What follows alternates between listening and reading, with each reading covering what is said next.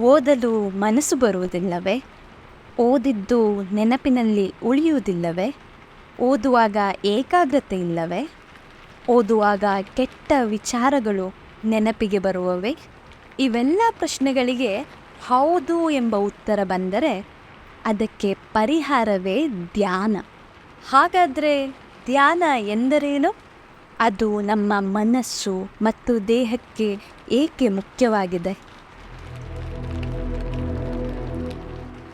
ಧ್ಯಾನ ನಮ್ಮ ಮನಸ್ಸನ್ನು ನಿಯಂತ್ರಿಸುವ ವಿಧಾನ.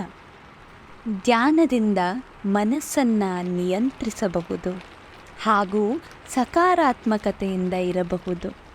ನಮ್ಮ ಮನಸ್ಸು ಖಿನ್ನತೆ, ಒತ್ತಡ ತರುವ ವಿಷಯಗಳ ಬಗ್ಗೆ ಚಿಂತಿಸದೇ ಇದ್ದರೆ ನವೀನವಾಗಿ ಸದಾ ಉಲ್ಲಾಸಭರಿತವಾಗಿರುತ್ತದೆ. ನಮ್ಮ ನೆನಪಿನ ಶಕ್ತಿ ಹೆಚ್ಚಿಸಿಕೊಳ್ಳುವಲ್ಲಿ ಧ್ಯಾನ ಬಹಳ ಪ್ರಯೋಜನಕಾರಿ. ಇನ್ನೊಂದರ್ಥದಲ್ಲಿ ಧ್ಯಾನ ಎಂದರೆ ದೇಹ, ಮನಸ್ಸು ಮತ್ತು ಬುದ್ಧಿಯನ್ನು ಮೌನಗೊಳಿಸುವುದು. ಇದರಿಂದಾಗಿ ನಮ್ಮ ಚಿಂತಿಸುವ ವಿಚಾರಗಳು ಕಡಿಮೆಯಾಗುವವು. ವಿಚಾರ ಕಡಿಮೆಗೊಂಡರೆ ಮೆದುಳಿನ ಸಾಮರ್ಥ್ಯ ಹೆಚ್ಚಾಗುತ್ತದೆ. ಬನ್ನಿ, ಧ್ಯಾನ ನಮ್ಮ ದೇಹ ಮತ್ತು ಮನಸ್ಸಿಗೆ ಏಕೆ ಮುಖ್ಯವಾಗಿದೆ? ಧ್ಯಾನ ಮಾಡುವುದರಿಂದ ಆಗುವ ಉಪಯೋಗಗಳ ಬಗ್ಗೆ ಈ ವಿಡಿಯೋದಲ್ಲಿ ತಿಳಿಯೋಣ.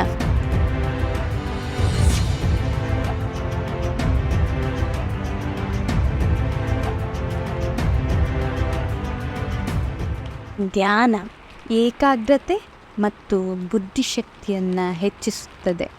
ಮೆದುಳಿನ ಎಡಭಾಗ ಮತ್ತು ಬಲಭಾಗವನ್ನು ಚುರುಕುಗೊಳಿಸಲು ಧ್ಯಾನ ಪ್ರಮುಖವಾದ ಪಾತ್ರವನ್ನು ನಿರ್ವಹಿಸುತ್ತದೆ. ಮೆದುಳಿನ ಎರಡು ಭಾಗಗಳು ಕ್ರಿಯಾಶೀಲವಾಗಿರುವುದರಿಂದ ಧ್ಯಾನ ಮಾಡದಿರುವವರಿಗಿಂತ ಅಧಿಕ ಸ್ಮರಣಶಕ್ತಿಯನ್ನು ನಾವು ಪಡೆದುಕೊಳ್ಳಬಹುದು.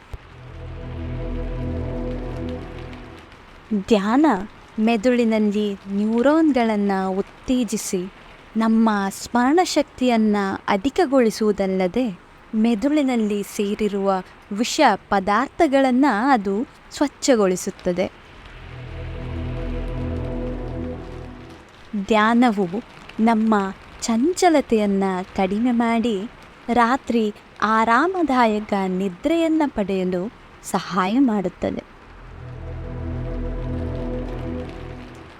ಧ್ಯಾನವು ನಕಾರಾತ್ಮಕ ವಿಚಾರಗಳನ್ನು ಕಡಿಮೆ ಮಾಡಿ ಶರೀರ, ಮನಸ್ಸು ಮತ್ತು ಬುದ್ಧಿಗಳ ಶುದ್ಧೀಕರಣ ಮಾಡಿ ಮೆದುಳಿನ ಕಾರ್ಯಕ್ಷಮತೆಯನ್ನು ಹೆಚ್ಚಿಸುತ್ತದೆ.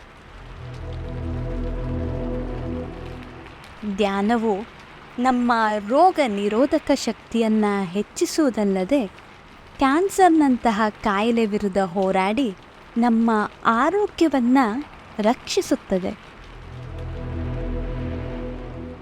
ಹಾಗಾದರೆ ಧ್ಯಾನ ಹೇಗೆ ಮಾಡಬೇಕು? ಧ್ಯಾನ ಮಾಡುವ ವಿಧಾನಗಳು ಯಾವುವು ಎಂಬುದನ್ನು ಮುಂದಿನ ವಿಡಿಯೋದಲ್ಲಿ ತಿಳಿದುಕೊಳ್ಳೋಣ.